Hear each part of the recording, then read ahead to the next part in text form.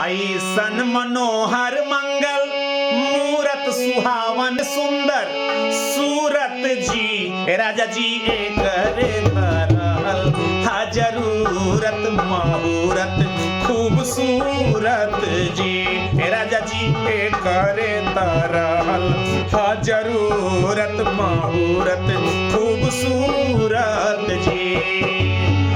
देखी है सोहर के तरह होता, बधाई बजाता, घर में लइका भइल बा।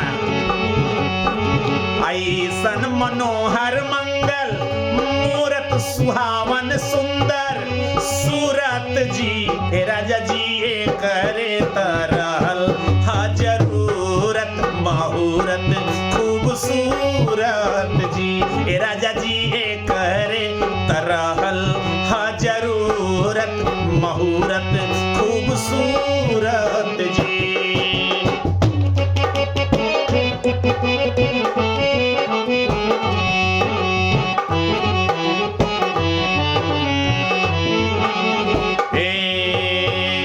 बबुआ हमार महाराज हुई है राजा धीराज हुई है जी।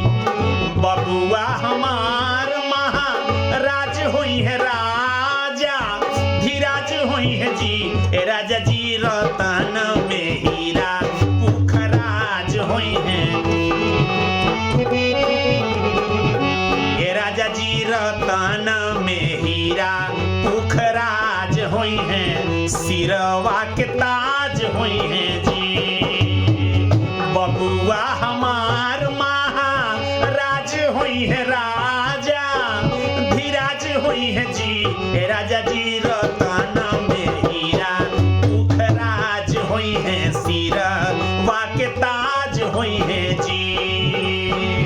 ऐसन मनोहर मंगल मूरत सुहावन सुंदर सूरत जी राजा जी एकरे तरहल हा जरूरत मुहूर्त खूबसूरत जी राजा जी एकरे तरहल हा जरूरत मुहूर्त खूबसूरत जी। नमस्कार।